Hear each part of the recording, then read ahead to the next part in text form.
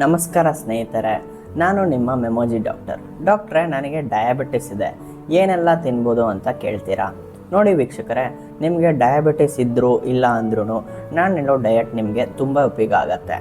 ಯಾಕಂದರೆ ಈ diet exercise ಅನ್ನೋದು ಡಯಾಬಿಟಿಸ್ನ ಪ್ರಿವೆಂಟ್ ಮಾಡೋಕ್ಕೆ ಮತ್ತು ಕಂಟ್ರೋಲ್ ಮಾಡೋಕ್ಕೆ ತುಂಬ ಮುಖ್ಯ. ತುಂಬ ರಿಸರ್ಚ್ ಸ್ಟಡೀಸಲ್ಲಿ ಈ ವಿಷಯ ಪ್ರೂವ್ ಆಗಿದೆ. ಈ ರಿಸರ್ಚ್ ಸ್ಟಡೀಸ್ಗಳಲ್ಲಿ ಏನು ಪ್ರೂವ್ ಆಗಿದೆ ಅಂತ ಕೇಳ್ತೀರಾ? ಕೆಲವು ಅಬ್ಸರ್ವೇಷನ್ ಸ್ಟಡೀಸ್ಗಳಲ್ಲಿ ಡಯಾಬಿಟಿಸ್ ಪೇಷಂಟ್ಸ್ನ 2 ಥರ ಟೀಮಾಗಿ ಡಿವೈಡ್ ಮಾಡಿದ್ದಾರೆ. 5300 ಪೇಷಂಟ್ಸ್ ಟೋಟಲಾಗಿ ಪಾರ್ಟಿಸಿಪೇಟ್ ಮಾಡಿದರು ಆ ಸ್ಟಡೀಸಲ್ಲಿ. ಅದರಲ್ಲಿ 2300 ಪೇಷಂಟ್ಸ್ಗಳಿಗೆ ಡಯಾಬಿಟಿಸ್ ಇದ್ದು ಅವರಿಗೆ ಡಯಾಬಿಟಿಕ್ ಡಯಟ್ನ ಫಾಲೋ ಮಾಡೋಕ್ಕೆ ಹೇಳಿದ್ದಾರೆ. ಮತ್ತು ಇನ್ನೊಂದು ಟೀಮಲ್ಲಿ 2300 ಪೇಷಂಟ್ಸ್ಗೆ ನಾರ್ಮಲ್ ಡಯಟ್ ಫಾಲೋ ಮಾಡಿರೋದನ್ನು ಅಬ್ಸರ್ವೇಷನ್ ಸ್ಟಡೀಸ್ ಆಗಿ ನೋಡಿದ್ದಾರೆ.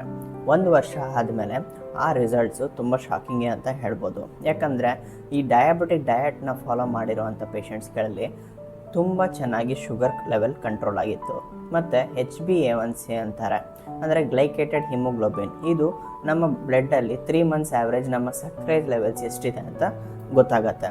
ಇದು ಕೂಡ ತುಂಬ ಚೆನ್ನಾಗಿ ಕಂಟ್ರೋಲ್ ಆಗಿತ್ತು. ಸೊ ಏನು ತಿನ್ನಬೇಕು ಅಂತ ಕೇಳ್ತೀರಾ? ಅಂದರೆ ನಮಗೆ ಸಕ್ಕರೆ ಇರುವಂಥ ಪದಾರ್ಥಗಳು ಅಂದರೆ ಕಾರ್ಬೋಹೈಡ್ರೇಟ್ಸ್ಗಳನ್ನು ಅವಾಯ್ಡ್ ಮಾಡಬೇಕು. ಲೋ ಕಾರ್ಬ್ ಡಯಟ್ಸ್ ಅಂತೀವಿ. ಮತ್ತು high fat and high protein diet ಅಂದರೆ ಪ್ರೋಟೀನ್ ಜಾಸ್ತಿ ತಿನ್ನಬೇಕು.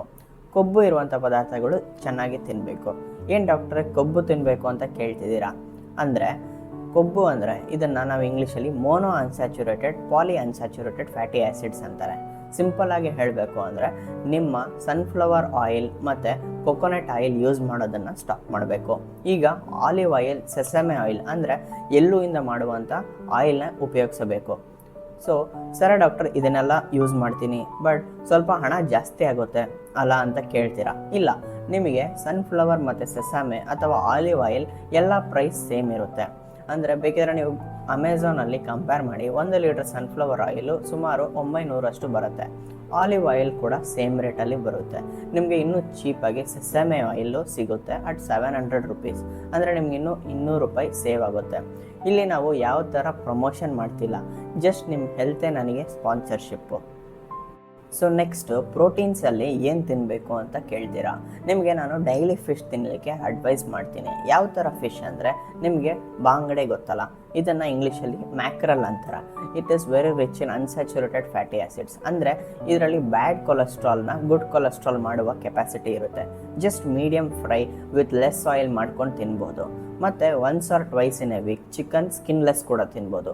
ಡಾಕ್ಟ್ರೇ ನಾನು ವೆಜಿಟೇರಿಯನ್ನು, ನಾನ್ ವೆಜ್ ತಿನ್ನಲ್ಲ ಅಂದರೆ ನಿಮಗೆ ನಾನು ಅಡ್ವೈಸ್ ಕೊಡೋದು ಬಾದಾಮಿ, ಪಿಸ್ತಾ, ಗೋಡಂಬಿ ಇದನ್ನು ಅನ್ಸಾಲ್ಟೆಡ್ ಆಗಿ ತಿನ್ನಿ.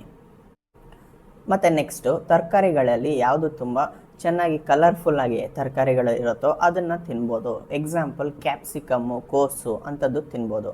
ಫ್ರೂಟ್ಸಲ್ಲಿ ಬಂದರೆ water melon is one suggestible fruit. ಯಾಕಂದರೆ ಅದರಲ್ಲಿ high water and low sugar ಇರುತ್ತೆ. ಮತ್ತು ಬೆರ್ರೀಸು, ಪೀಚಸ್ ಕೂಡ ತಿನ್ಬೋದು. ನಾನು ತುಂಬ ಫ್ರೂಟ್ಸ್ಗಳನ್ನು ಸಜೆಸ್ಟ್ ಮಾಡಲಿಕ್ಕೆ ಹೋಗಲ್ಲ ಈ ವಿಡಿಯೋಲಿ. ಯಾಕಂದರೆ ನಿಮಗೆ ತುಂಬ ಫ್ರೂಟ್ಸ್ ಹೇಳಿಬಿಟ್ರೆ ಯಾವ್ದು ತಿನ್ನಬೇಕು ಅಂತ ಕನ್ಫ್ಯೂಸ್ ಆಗಿ ಈ ವಿಡಿಯೋ ಆದಮೇಲೆ ಹೋಗಬಾರ್ದು. ಅದಕ್ಕೆ ವೆರಿ ಲಿಮಿಟೆಡ್ ಪದಾರ್ಥಗಳನ್ನು ನಾನೇ ಹೇಳ್ತಿದ್ದೀನಿ. ಡಯಾಬಿಟಿಸ್ ಇರೋರಿಗೆ ಯಾವ ಪದಾರ್ಥಗಳನ್ನು ತಿನ್ನಬೇಕಂತ ಈ ವಿಡಿಯೋಲ್ಲಿ ಹೇಳಿದರೆ, ಯಾವ ಪದಾರ್ಥ ತಿನ್ನಬಾರ್ದು ಅಂತ ನಾನೊಂದು ಶಾರ್ಟ್ ವಿಡಿಯೋ ಮುಖಾಂತರ ಈ ವಿಡಿಯೋ ಕೆಳಗಡೆ ಡಿಸ್ಕ್ರಿಪ್ಷನಲ್ಲಿ ಲಿಂಕನ್ನು ಪೋಸ್ಟ್ ಮಾಡಿದ್ದೀನಿ. ಆ ವಿಡಿಯೋಲ್ಲಿ ಡಯಾಬಿಟಿಸ್ ಬರಬಾರ್ದು ಅಂದರೆ ಮತ್ತು ಡಯಾಬಿಟಿಸ್ ಇರೋರು ಯಾವುದು ಕಂಪ್ಲೀಟಾಗಿ ಸ್ಟಾಪ್ ಮಾಡಬೇಕು ಅಂತ ಪದಾರ್ಥಗಳನ್ನು ನಾನು ಆ ವಿಡಿಯೋಲ್ಲಿ ಹೇಳಿದ್ದೀನಿ. ಇವತ್ತಿಗೆ ಇಷ್ಟೇ ಸ್ನೇಹಿತರೆ. ನಿಮಗೆ ಈ ವಿಡಿಯೋ ಇಷ್ಟ ಆಗಿದರೆ ಸ್ವಲ್ಪ ಲೈಕ್ ಮಾಡಿ, ಶೇರ್ ಮಾಡಿ ಮತ್ತು ಈ ವಿಡಿಯೋ ಕೆಳಗಡೆ ಕಮೆಂಟ್ ಮಾಡಿ, ಈ ಚಾನಲ್ನ ಸಬ್ಸ್ಕ್ರೈಬ್ ಮಾಡಿ. ಮುಂದಿನ ವಿಡಿಯೋಲ್ಲಿ ಸಿಗೋಣ. ಟಿಲ್ ದೆನ್ ಟೇಕ್ ಕೇರ್, ಬಾಯ್. ನಾನು ನಿಮ್ಮ ಮೆಮೊಜಿ ಡಾಕ್ಟರ್.